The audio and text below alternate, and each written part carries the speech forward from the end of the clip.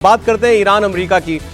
देखिए, तो दिसंबर से शुरू हुई थी कहानी कि अब हमला करेगा अमेरिका, अब हमला करेगा ईरान के ऊपर अमेरिका। अब फरवरी आ गया, ट्रंप ने हमला नहीं किया, लेकिन इस बीच ट्रंप ने वहां इतनी फौज भेज दी, इतनी शिप्स, जहाज, एयरक्राफ्ट, मिसाइल, सब कुछ तो तैनात कर दिया है।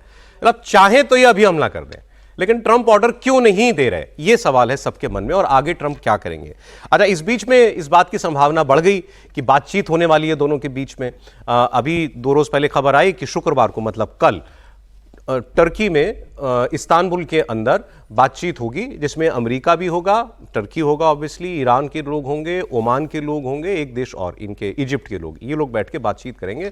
और जो इनके विदेश मंत्री हैं, ईरान के विदेश मंत्री, उनकी ट्रंप के दोस्त और उनके स्पेशल रिप्रेजेंटेटिव स्टीव विटकॉफ, उनके साथ सीधी बातचीत होती है मैसेजेस पर। ये खबर आई तो ये दुनिया को उम्मीद बढ़ी कि शायद जंग ना हो, बातचीत से मामला टल जाए।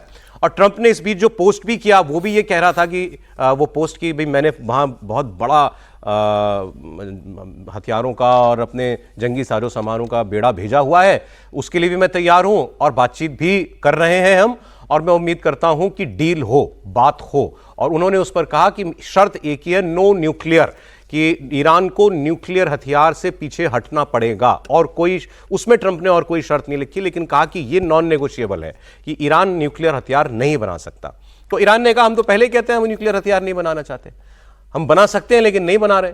हम जो भी हमारा प्रोग्राम है न्यूक्लियर का, वो सिविल न्यूक्लियर एनर्जी के लिए है, हमारी वही जरूरत है। एनीवे, तो लगा बातचीत हो जाएगी, लेकिन अब कल जो खबर आई उसके मुताबिक बातचीत टल गई।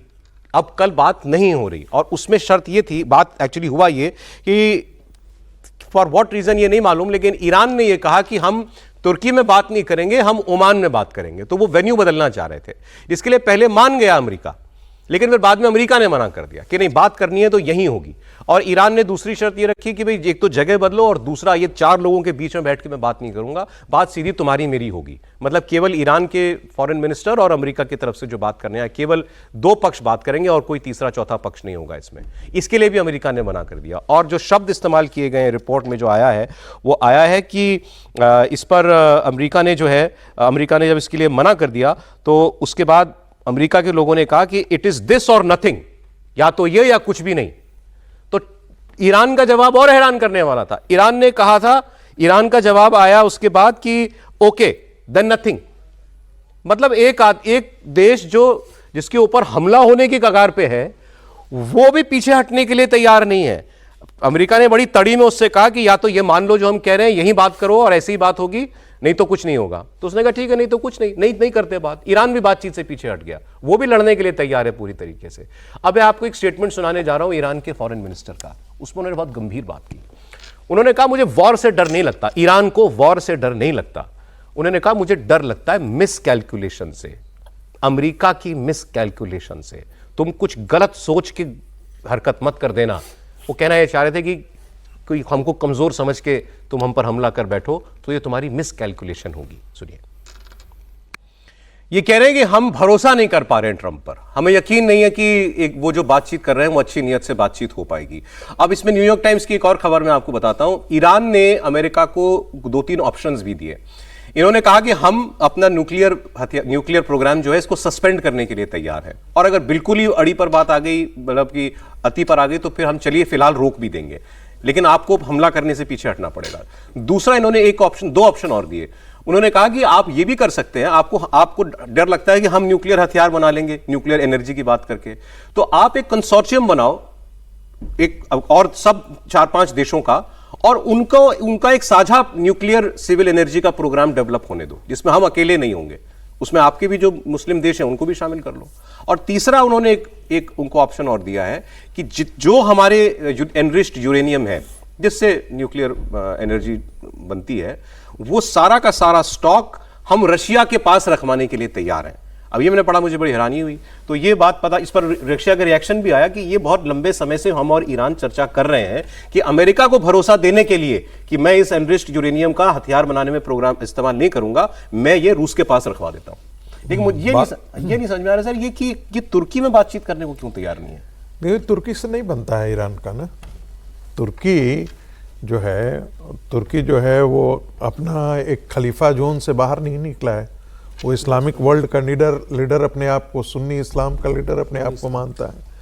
और जो है वो ईरान जो है वो सिया संप्रदाय को रिप्रेजेंट करता है, तो ये खुद ही एक इस्लामिक वर्ल्ड का अपने आप को, और ईरान कोई छोटा तो देश है नहीं, ईरान बहुत बड़ा है, एन वक्त पे वेन्यू बदलने की बात की, संपन्न देश है, इसलिए क्योंकि टर्की पे विश्वास नहीं है। टर्की भी तो नाटो का सदस्य है, नाटो का मेंबर, ये भी है। दूसरा पाकिस्तान भी इसके साथ जुड़ने की बात थी। हाँ। शुरू में ये भी बात आई थी कि उसका रिप्रेजेंटेटिव भी होगा बातचीत हाँ, में, ऐसी उस पाकिस्तान के भी रिप्रेजेंटेटिव उस वार्ता में होने की बात है, केवल और उसमें ऐसा आया था, पाकिस्तान की तरफ से विदेश मंत्रालय का एक स्टेटमेंट आया था कि पाकिस्तान को इनवाइट किया गया है तो कि उस वार्ता में शामिल हो। तो ये भी थोड़ा बड़ा आश्चर्य लग रहा था कि इस ईरान ने कहा कि केवल हम और अमेरिका बात करेंगे, बिल्कुल, लेकिन फिर अमेरिका ने मना कर दिया। यही तो बात है। मुझे लगता है कि कहीं ना कहीं जैसे होता है ना, अटैक करने से पहले एक ग्राउंड तैयार करना चाहता है यूनाइटेड स्टेट्स ऑफ अमेरिका कि भाई ये लगे कि वार्ता इसने तोड़ी है, वार्ता हमने नहीं तोड़ी है। ओके।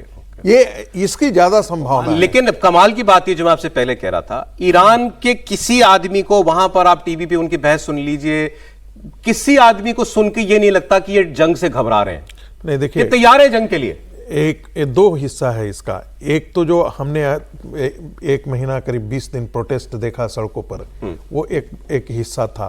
लेकिन ये भी मत भूलिए कि एक बहुत बड़ा हिस्सा जो है वो आयतुल्लाह के साथ खड़ा है, और वो कम से कम अमेरिका के जो अटैक है, अटैक का जो थ्रेट है, उसने वहां के समाज को जो है वो एकजुट कर दिया है।